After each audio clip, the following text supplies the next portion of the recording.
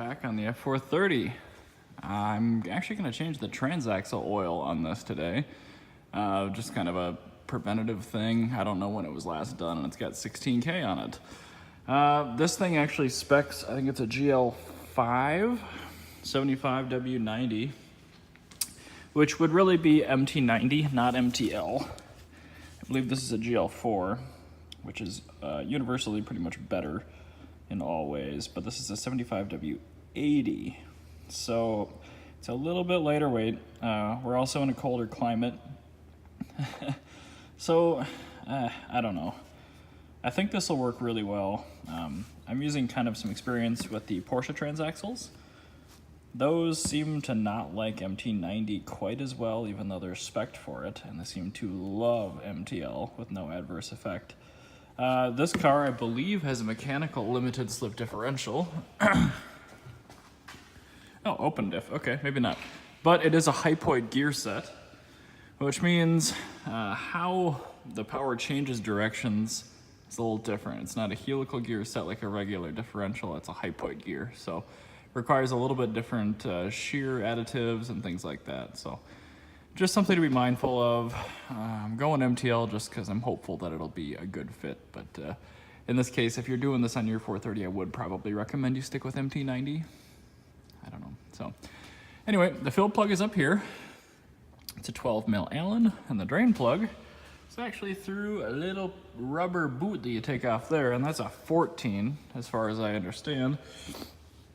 I bought a fancy Harbor Freight set for up here, and step one when you're doing a fluid change is always open the fill plug first to make sure you can put fluid in it. You can be pretty confident you can get fluid out, but if you can't get it back in, it's pretty much worthless. And then I believe there's also a fluid filter on this thing somewhere. I'm gonna probably have to look up where that is. I don't even know if I'm gonna check it. I don't know if I really care. We'll see how the fluid looks when it comes out, but yeah.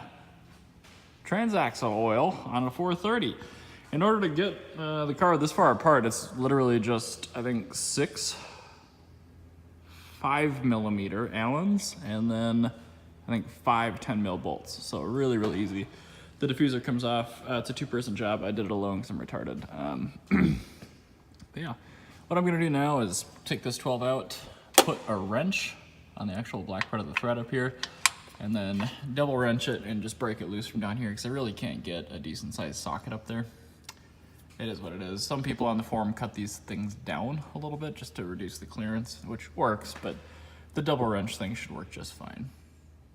And just so you guys understand what I mean about that setup, it's this. So I'm just gonna give it a couple of baps and hopefully it comes loose.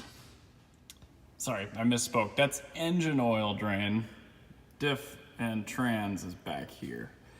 And then that little thing right there is the filter, which it's an 8 mil on the bottom. I will pull that out and check it. So right now I'm gonna get my bin underneath, pull that 14 mil hex drain plug out, and try to catch all the fluid without making an enormous mess.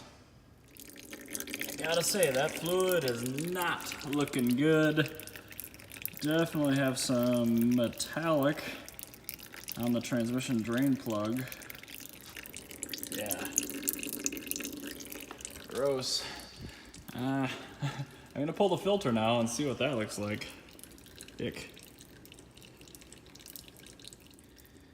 And we've got some white stuff.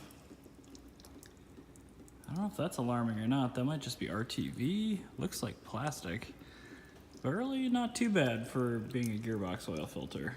I'll probably run some degreaser and then dry it really, really well through there. You don't want brake parts cleaner in there just because it's going to contaminate your fluid. But that doesn't look nearly as bad as the drain plug, so that's a good sign.